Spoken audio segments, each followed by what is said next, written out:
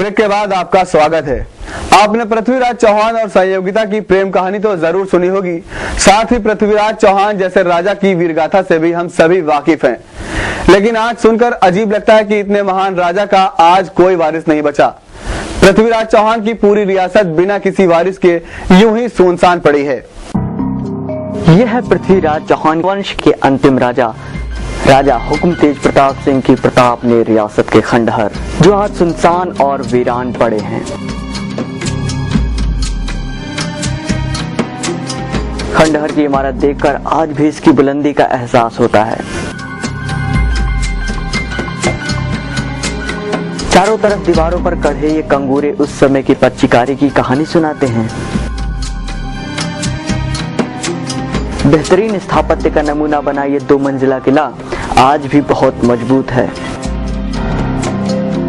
लेकिन इस किले का भाग्य है कि आज चौहान वंश का कोई भी वारिस जीवित नहीं है जो इस किले की देखभाल कर सके। जहां महल में कभी गीत संगीत नृत्य और घोड़ों के टापों की आवाज सुनाई देती थी, वहीं आज सिर्फ सुनसान अंधेरी रात में ये महल किसी भुतहा हवेली से कम नहीं लगता। 1932 से वीरान हो चुके इस किले की देखभाल शेर बहादुर सिंह करते थे। पिछले 79 सालों से इन खंडहरों की देखभाल कर रहा ये परिवार चौहान वंशजों की बहुत सारी बातें बताता है।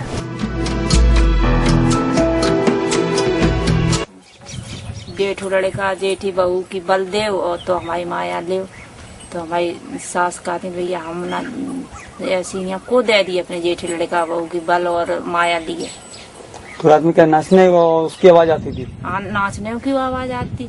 और कबू कबू तो माता जी कहती थी जो लगती कोई महाराजा घोड़ा पे सवार हो के सेंड उठ दिखाई देते कर आप खुलावास बाबा आए कौन सी बहुत आते करके मंदिर पे जाते कर बजरंग बली की। तो अंतिम राजा करता सिंह जी हुए हैं, उनकी इकलौती लड़की है।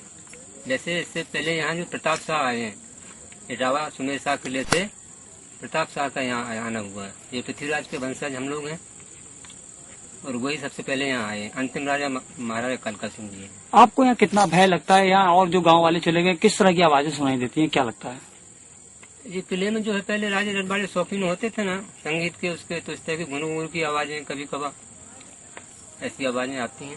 तो रात में भय नहीं लगता है?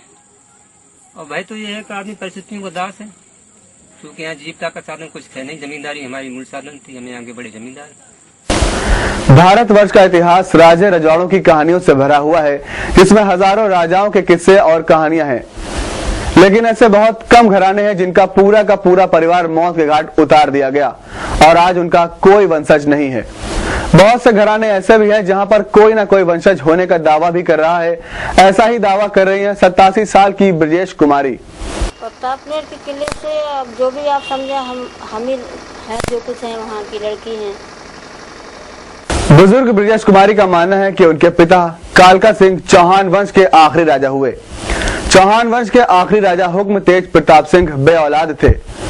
औलाद पाने और राजवंश को वारिस देने की ख्वाहिश में हुक्म तेज प्रताप सिंह ने अपने बड़े भाई माधव सिंह के बेटे महाबेंदेश्वर को गोद ले लिया था, जिसे पूरे परिवार समेत मार दिया गया। इसके बाद राजवंश की गद्दी फिर से वीरान हो गई और महलों की रौनक खत्म हो गई। ब्रजेश कुमारी के अनुसार उनके पिता कालका सिंह ने प्रिवी काउंसिल से इजाजत लेकर चौहान वंश की गद्दी संभाली। इस वजह से ब्रजेश कुमारी अपने आप को इस महल का आखिरी जीवित वंशज बताती हैं। खंडहर हो चुकी ये इमारत सिर्फ देखने में ही भूत बंगला नहीं लगती, बल्कि यहाँ रह रहे लोगों का कहना है कि महल में आज भी घुंघरुओं की आवाजें आती हैं।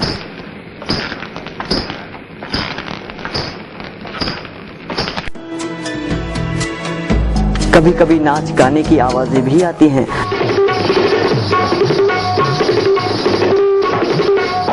तो कभी घोड़े के टापों की आवाजें भी आती हैं। ऐसे में इस खंडहर को लेकर लोगों के मन में तरह तरह के शक हैं और अलग अलग कहानियां। कोई बताता है कि राजा को अभिशाप मिला था, जिस कारण से यहाँ तरह तरह की आवाजें सुनाई देती हैं। तो कोई इस पूरे मामले को मनगढ़ंत बताता है। लेकिन ये खंडहर आज भी महल की भव्यता को दर्शाता है। आज भी कई लोग घूमने के लिए यहाँ पर आते हैं।